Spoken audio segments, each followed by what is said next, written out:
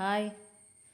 അതെ, ഇന്ന് ദാണ്ട ആ വീടിൻ്റെ പടിഞ്ഞാറ് വശമുണ്ട്, പടിഞ്ഞാറ് സൈഡായത്. അന്നേരം 1 മീറ്റർ വീതിയേ ഉള്ളൂ വീടിൻ്റെ പടിഞ്ഞാറ് വശത്ത്. അപ്പുറത്ത് വേറെ പുരയിടം. ഇവിടെ ആണെങ്കിൽ പോച്ച കയറി നിൽക്കുക. മഴ പെയ്തപ്പോഴത്തേക്ക് ഉള്ള പോച്ചയെല്ലാം കയറി വന്നു. നല്ലൊരു കല്ലം പ്രദേശമാണ് ഇവിടെ. കല്ലം പ്രദേശമായത് കാരണം നമ്മളിത് പോച്ച പറിച്ച് കളയാൻ ഭയങ്കര പ്രയാസവുമാണ്. ഒന്ന് മഴ പെയ്ത് ഇന്നലെ ഒന്ന് ചാറിയായിരുന്നു. ഇപ്പോൾ 2-3 ദിവസം കൊണ്ട് വെയിലായിരുന്നു, എന്നാലും അതിൻ്റെ ഇടയ്ക്കൊന്ന് മഴ ചാറി. അതുകൊണ്ട് മഴ ചാറിയത് കൊണ്ട് എളുപ്പമാണ് അത് പറിച്ചെടുക്കാനായിട്ട്. അപ്പോൾ എന്നാൽ ഉച്ചയ്ക്ക് ഊണും കഴിഞ്ഞിട്ട് ഞാനങ്ങ് ഇറങ്ങിയതാണ്. എന്നാൽ അത് പറിച്ച് വൃത്തിയാക്കാമെന്ന് കണ്ടോ. അവിടെ കൂടെ മുള നിൽക്കുന്നത് കണ്ടോ. ഒത്തിരി വർഷമായതാണ് മുള കൊണ്ട് വെച്ചിട്ട് കേട്ടോ. ഒരുപാട് വർഷമായി. ഇപ്പം കുറേശ്ശെ വെട്ടിക്കളഞ്ഞാലും എന്നാലും അത് പൊട്ടി കിളിച്ച് വരുക. ഇപ്പം വീടിൻ്റെ സൈഡായത് കാരണം വല്ല എഴജന്തുക്കളും മേളിൽ കയറുമെന്നുള്ള പേടിയാണ്. അത് പിന്നെ വെട്ടിക്കളയുക. മുളയായത് കാരണം എളുപ്പം അങ്ങ് കിളിച്ചും വരുമല്ലോ. പിന്നെ ഏതായാലും എന്നാൽ ഇത് വൃത്തിയാക്കാമെന്നും പറഞ്ഞ് അങ്ങ് ഇറങ്ങിയതാണ്. പോച്ച കണ്ടില്ലേ, എന്തുമാത്രം പോച്ചയാണ്.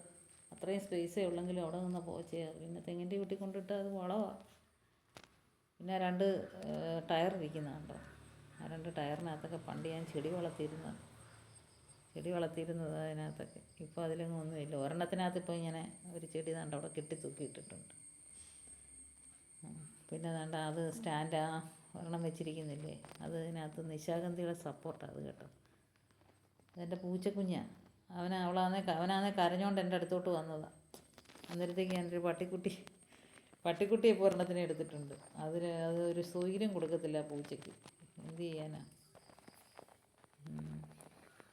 എൻ്റെ കൂടെ ഞാൻ പിടിക്കുന്നതിനകത്തെല്ലാം പിടിച്ചു കൊടുത്തും.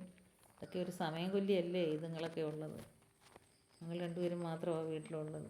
പിന്നെ ഉള്ളത് കൊണ്ടൊരു അനക്കമൊക്കെ ഉണ്ട്. ഇത് തഴുതാമ കണ്ടോ. തഴുതാമ എന്ന് പറയുന്നത് കേട്ടിട്ടുണ്ടോ. ഔഷധ ഗുണമുള്ള സാധനമാണ് കേട്ടോ. ഷുഗറിന് ഇതിട്ട് വെള്ളം തിളപ്പിച്ചൊക്കെ കുടിക്കുന്നത് നല്ലതാണെന്ന് പറയും. ഇതിൻ്റെ ഇല തോരൻ വെച്ചും തിന്നുമെന്ന് തോന്നുന്നു, അങ്ങനെയും പറഞ്ഞു കേട്ടിട്ടുണ്ട്. അപ്പുറത്തെ പുരയിടത്തിൽ ഒരുപാട് പോച്ചയാണ്. അവിടെ മുഴുവൻ പോച്ചയാണ്. അത് നിൽക്കുന്ന കണ്ടോ അങ്ങോട്ട്. പിന്നെ അതിൻ്റെ വിത്ത് വീണ് എപ്പോഴും കിളിച്ചുകൊണ്ടേയിരിക്കും. ഇവിടെ എത്ര തൂത്ത് നമ്മളിട്ടാലും ഒരു ഭംഗിയാകത്തില്ല. ഉണക്കൊക്കെ ആണെങ്കിൽ പിന്നെയും ഒരു ഇതുണ്ട്. ഒരു മഴ പെയ്ത് കഴിയുമ്പോഴത്തേക്കങ്ങ് ഇതാകും. അത് ഫേണുണ്ടല്ലോ, അതാ. ഈ പുരയിടത്തിലൊക്കെ ഉണ്ട്, ഒത്തിരി ഉണ്ട്. അപ്പുറത്താണെങ്കിൽ ഒരുപാട് നിൽപ്പുണ്ടത്. ഇതൊക്കെ സെർച്ച് ചെയ്ത് നോക്കിയപ്പോൾ ഇതിൻ്റെയൊക്കെ വില ഇന്നാൾ കാണുന്നുണ്ട്. അന്നേരം ഇത് നമ്മൾ പിഴുത് ചുമ്മാതെ കളയുക ഇതെല്ലാമേ. ഇതെല്ലാം കഴിഞ്ഞിട്ടെന്നാൽ ഒന്ന് തൂത്തും കൂടെ ഇട്ട് കഴിയുമ്പം ഭംഗിയാകുമല്ലോ. അതിൻ്റെ ഇടയിൽ ഒരു അട്ട കിട്ടി. ഈ അട്ട കണ്ടിട്ടുണ്ട് നിങ്ങൾ. വലിയ അട്ട, കറുത്തട്ട.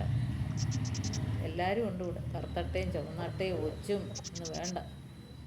കുറച്ച് ഓർക്കിഡ് കൊണ്ട് വെച്ചിട്ടുണ്ട്. ആ ഓർക്കിഡെല്ലാം ഒച്ച് കയറി തിന്നും. അങ്ങനെയുള്ള ശല്യങ്ങളുണ്ട്. പിന്നെ ഇവിടെ എല്ലാം ഒന്ന് തൂത്തുവാരി. അതിൻ്റെ ഇടയിൽ ഞാൻ മുളയുടെ കമ്പഞ്ചാറ് ഇങ്ങോട്ട് കിടന്നത് വെട്ടിപ്പറിച്ചെടുത്തപ്പോഴത്തേക്ക് എൻ്റെ വിരലും ഒന്ന് മുറിഞ്ഞിട്ടുണ്ട്. കുറച്ച് ചോരയൊക്കെ പോയി കണ്ടോ. എൻ്റെ വീഡിയോ ഇഷ്ടപ്പെടുകയാണെന്നുണ്ടെങ്കിൽ ലൈക്ക് ചെയ്യാനും സബ്സ്ക്രൈബ് ചെയ്യാനും മറക്കരുത് കേട്ടോ.